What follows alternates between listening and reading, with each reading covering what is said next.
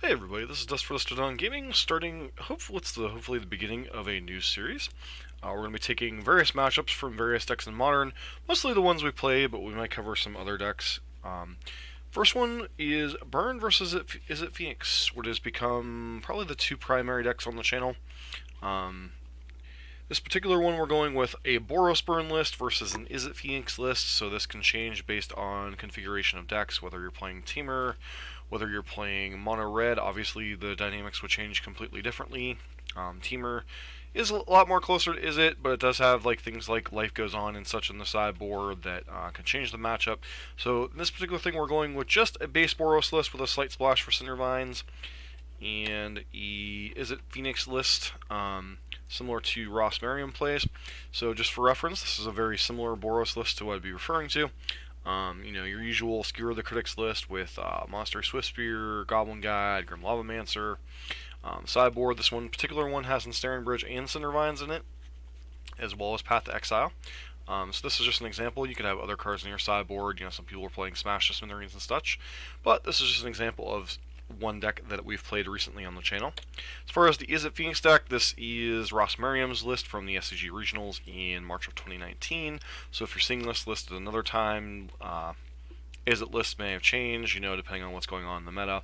But just an example of what's going on. This list is running 2 Gutshot, 2 Surgical Extraction. You've got 2 Crackling Drake, 2 Terramander. 4 copies of Arclight Phoenix, 4 copies of Thing in the Ice, and Lightning Bolts. So these are the kind of lists we're working with here. Just giving people examples of what lists for these two particular archetypes are running circa when this video is made. As far as the deck lists and cards, the key cards for Burn in Game 1 are the creatures. As is in many cases, you want to get on the board quickly with Burn. Get your 1-drops down. Eidolon is especially key in this matchup because Izzet Phoenix is a deck that likes to cast a lot of spells, flip their Thing in the Ice, get their Arclight Phoenixes back.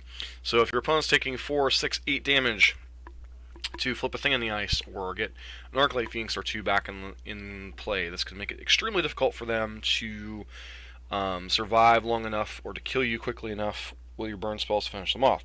Similarly, Goblin Guide and Swiftspear, get them down on turn 1, force your opponent to react to them. They slow down the clock. This turns the game from a turn 5 thing if you're just trying to kill them with mostly burn spells to a turn 3 or turn 4. Makes it much harder for Izzet Phoenix to react and to win the game if they only have 3 or 4 turns to play the game. Sideboard cards, depends on the various builds of Burn. Most decks at least have access to Path to Exile. Some also boards Ensnaring Bridge and Cindervines, depending on the builds. So that's why I have Path to Exile as the key sideboard card in the matchup, because this answers Thing in the Ice, it answers Crackling Drake. Those are the 2 big cards that can close out the game pretty quickly. Also answers a Terramander that's been adapted. So Path to Exile is a pretty key card, getting Thing in the Ice out of the way for your creatures to kill them. And Ensnaring Bridge can slow the game down. The Arclight Phoenix decks have a very hard time killing the burn player if they can't attack with their creatures. Obviously, there are some Pyromancer Ascension builds that can theoretically bolt you out, but it's a lot harder for them to win if their Thing in the Ice and their Terramander and their Arclight Phoenixes can attack. Cindervines, very similar to Eidolon, really pressures their ability to cast spells. Also doubles as a hate card for Dragon's Claw, which is one of their better sideboard cards against you. So something to keep in mind if you happen to be running Cindervines in your list. This is one of the better cards to be bringing in against them, especially on the play. On the draw, it might be a little bit too slow against certain ones their draws. So Cindervines is probably the least effective of these three cards that are in sideboards, but still is worthy consideration if it's in your sideboard. What's Burn's game plan in the matchup? Well, game 1 we've already kind of mentioned, to get on the battlefield early, finish them off before they can flip Thing in the Ice or Crackling Drake, or Terramander can be adapted and becomes relevant.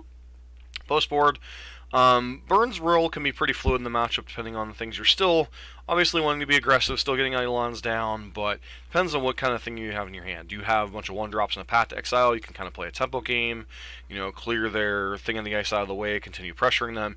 Is your hand like Eidolon and Bridge? Then you have to balance the Eidolon lock along with getting Bridge down, so you have enough cards in your hand that they can't attack, but you're also not killing yourself and putting yourself in range of their lightning bolts.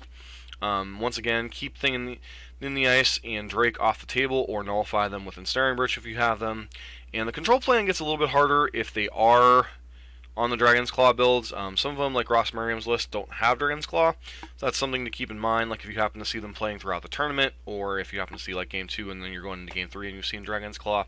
Then you might want to consider bringing in things like Smash to Smithereens just for that, specifically that card, because that card can be kind of hard to beat, especially if they get down early and they're able to play, like Manamorphose into a bunch of stuff, and you don't have like an Eidolon to kind of negate their life gain. So we've covered the burn side of the matchup. Izzet side of the matchup, the key cards in Game 1 are Thing in the Ice and Lightning Bolt. Obviously, things like Terramander, Arclight Phoenix, Crackling Drake can be relevant if you don't draw Thing in the Ice, but these are the two key cards. Thing in the Ice, obviously, an early flip Thing in the Ice keeps their creatures off the board, clocks them pretty quickly.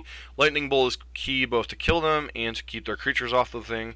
You can also put Lightning Axe in this slot. Anything that kills Eidolon, anything that kills any other 1-drops. Gutshot can be relevant against Grim Lavamancer, but Grim Lavamancer is not at its best in this matchup anyway.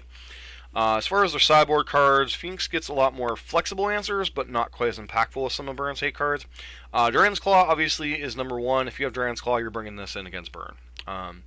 It makes all of Burn's spells significantly worse. It turns all of your spells, except for your blue cantrips, into life gain.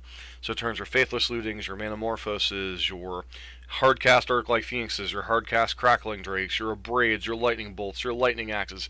Turns them all into life gain. That's tremendously relevant against Burn. Gives you a lot of reach in those games. Spell Pierce can also be Dispel in this slot. Anything you can use to protect your creatures, protect yourself. Protecting Thing in the Ice, and it's kind of becomes a Protect the Queen kind of game. Flip Thing in the Ice, protect it with a Spell Pierce from a Path to Exile, or if for some reason they happen to be running the one red thing, I guess you can't protect it from that one anyway, so never mind. And then Abrade is important both to kill creatures and to shatter Ensnaring Bridge if they happen to be bringing it in. As far as Phoenix game plan, answer Eidolon in 1-drops in Game 1 and get a fast clock into play. Even if you can answer their 1-drops, you generally want to close the game out by like turn 5 if Burn has a decent draw with spells, so you want to flip a Thing in the Ice, get some Phoenixes into play, get a Terramander going. Oftentimes, especially on the draw, Crackling Drake will be too slow in Game 1.